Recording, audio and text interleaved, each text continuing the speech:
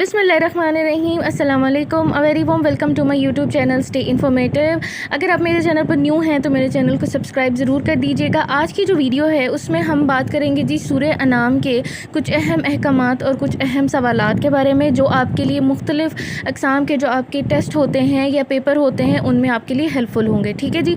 और इसके अलावा जी ये आपकी जनरल नॉलेज में भी बहुत ज़्यादा इजाफ़ा करेंगे। और इसके अलावा एक और बात मैं वीडियो शुरू करने से पहले आपको बताती चलूँ कि ये जो क्वेश्चंस होते हैं, यानी कि जो क्वेश्चंस मैं बनाती हूँ ये बाकायदा तौर पर मैं एक तफसीर से बनाती हूँ। तो जी अगर इसमें कोई गलती कोताही हो गई हो तो प्लीज़ मुझे माफ़ कर दीजिएगा और अल्लाह ताला से भी मैं माफ़ी मांगती हूँ। लेकिन मैं पूरी कोशिश करती हूँ कि मैं जो है वो मुमकिन हद तक सही और मुस्तनद जो हक़ाइक़ हैं या जो मुस्तनद चीज़ें हैं वो आप तक पहुँचाऊँ। ठीक है जी। तो वीडियो को बाकायदा तौर पर शुरू करते हैं। बिस्मिल्लाहिर्रहमानिर्रहीम।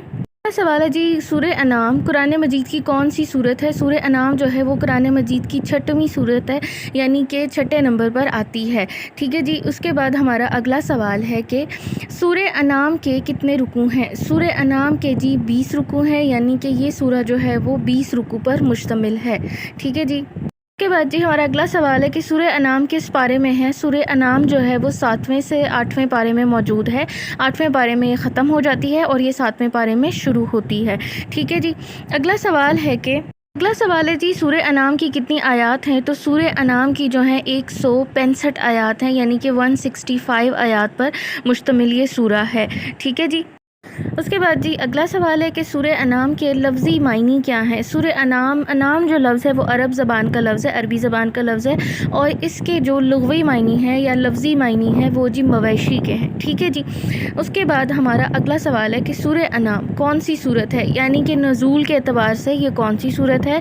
तो जी ये मक्का में नाजिल हुई थी। ठीक है जी। सूरह अनाम जो है वो मुकम्मल तौर पर मक्का में नाजिल हुई थी।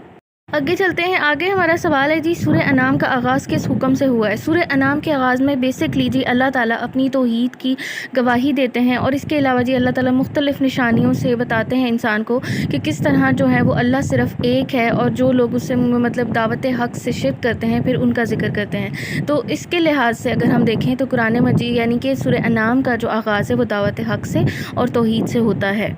उसके बाद जी हमारा अगला सवाल है कि सूरह अनाम में डैश मुद्दतों की बात की गई है? सूरह अनाम में अल्लाह ताला ने 2 मुद्दतों की बात की है। पहली मुद्दत जो अल्लाह ताला हमें ज़िंदगी से लेकर मौत तक देते हैं, और दूसरी मुद्दत जो है वो एक मुकर्रर मुद्दत है, यानी कि दुनिया के ख़त्म होने की क़यामत के दिन तक। हमारा अगला सवाल है जी, सूरह अनाम में कौमों के डैश का जिक्र है। सूरह अनाम में कौमों की गुमराही की वजह से उनकी तबाहकारियों का जिक्र किया गया है, और तबाहकारियाँ किस वजह से उन पर नाजिल की गई थी? क्योंकि उन्होंने कुफरान नेमत की थी। ठीक है जी। उसके बाद हमारा अगला सवाल है, सूरह अनाम में अल्लाह ने जन्नत को डैश कहा है? सूरह अनाम में अल्लाह ताला ने जन्नत को अपनी रहमत करार दिया है, यानी कि क़यामत वाले दिन इंसान अपने सिर्फ़ अमालों की वजह से नहीं बख्शा जाएगा, बल्कि अल्लाह ताला की रहमत जो है वो उस पर हावी हो जाएगी और वो अल्लाह की रहमत की वजह से ही जन्नत में जा सकेगा। उसके बाद जी अगला सवाल है कि अल्लाह की रहमत के कितने हिस्से हैं? अल्लाह ताला की रहमत के 100 हिस्से हैं, सुबहान अल्लाह, और उसमें से 99 हिस्से जो हैं वो अभी तक अल्लाह ताला के पास हैं, और जो एक हिस्सा है वो अल्लाह ताला ने ज़मीन पर उतारा है। तो आप यकीन करें, आप ज़रा गौर करें इस बात पर कि 99 हिस्से अभी अल्लाह के पास हैं, और जो रहमतें और नेमतें हमारे पास हैं वो सिर्फ़ अल्लाह ताला की नेमतों और रहमतों का सिर्फ़ 1% हिस्सा है। सुबहान अल्लाह। के बाद जी सूरह अनाम में डैश का जिक्र है। अल्लाह ताला पहले अपनी तौहीद की ज़िक्र करते हैं, फिर उसके बाद जी दावत हक़ की, फिर उसके बाद जी कुरान मजीद की। इसके अलावा फिर अल्लाह ताला बात करते हैं क़यामत तक की और कुफरान नेमत जिन्होंने किया उनके लिए, और फिर उसके बाद अल्लाह ताला जो है वो शिर्क के बारे में जो है वो सख्त अहकामात नाजिल करते हैं। ठीक है। अगला सवाल है, सूरह अनाम के हवाले से सबसे बड़ी गवाही किसकी है? सूरह अनाम में अल्लाह ताला फरमाते हैं कि इस दुनिया में और आखिरत में, और जो मतलब कि इस दुनिया की, या आप कह लें कि इस कायनात की में सबसे बड़ी गवाही जो है वो सिर्फ़ अल्लाह पाक की है। ठीक है जी। अगला सवाल है, सूरह अनाम में अल्लाह ने डैश के हालात का जिक्र किया है? सूरह अनाम में अल्लाह ताला ने कुफरान हक़ करने वालों का जिक्र किया है। उनको अल्लाह ताला मुख्तलिफ़ तरीक़ों से मुतनब्बा करते हैं और उनको तंबीह देते हैं। ठीक है जी। अगला सवाल है कि सूरह अनाम में डैश का जिक्र है? सूरह अनाम में अल्लाह ताला ने सब्र करने का जिक्र दिया है।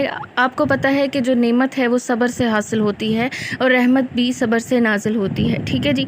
उसके बाद हमारा अगला सवाल है, حق کون قبول کرتا ہے؟ حق جو ہے وہی قبول کرتا ہے جس کو اللہ تعالیٰ نے سننے کی اور سمجھنے کی صلاحیت دی ہوتی ہے۔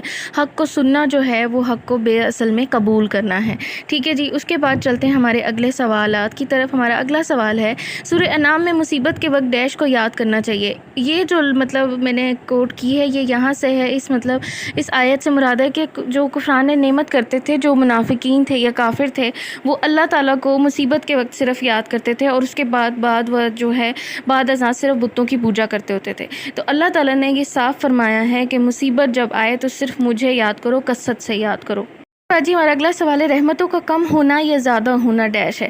رحمتوں کا کم ہونا بھی آزمائش ہے انسان کے لیے، اور رحمتوں کا بہت زیادہ ہو جانا بھی آزمائش ہے انسان کے لیے، ٹھیک ہے جی۔ اس کے بعد چلتے ہیں ہمارے اگلے سوال کی طرف۔ ہمارا اگلا سوال ہے، سورہ انعام میں نبی پاک صلی اللہ علیہ وآلہ وسلم کو کیا حکم دیا گیا ہے؟ سورہ انعام میں اللہ تعالیٰ نبی پاک صلی اللہ علیہ وسلم سے فرماتے ہیں کہ جو انسان دین کی طرف آئے یا اسلام قبول کرے یا میری طرف آئے تو اسے سلام میں پہل کرو، ٹھیک ہے جی۔ اس کے بعد ہمارا اگلا سوال ہے، سورہ انعام میں ڈیش کا حکم ہے۔ اب اس حکم سے یعنی کہ جو پہلے میں نے بتایا اس سے ہمیں یہ سبق ملتا ہے کہ جب کوئی دین کی طرف آئے تو اس کو سلام کرنے میں پہل کریں اور اس کو جو ہے وہ مطلب اللہ تعالیٰ کی رحمتوں اور نعمتوں کے بارے میں بتائیں۔ اگلا سوال ہے، سورہ انعام میں کون میں ڈیش کا ذکر ہے؟ سورہ انعام میں استغفار کی کثرت کرنے کا ذکر کیا گیا ہے، یعنی اللہ تعالیٰ فرماتے ہیں کہ میری رحمت کو حاصل کرنے کے لیے تو استغفار کیا کرو، اور اس کے علاوہ اپنے گناہوں کو ختم کرنے کے لیے بھی استغفار کیا کرو۔ جزاک اللہ جی، بہت شکریہ آپ کا۔ امید کرتی ہوں آپ کے لیے یہ ویڈیو کافی ہیلپ فل ہوگی۔ اپنا بہت سارا خیال رکھیے گا۔ ٹیک کیئر اینڈ اللہ حافظ۔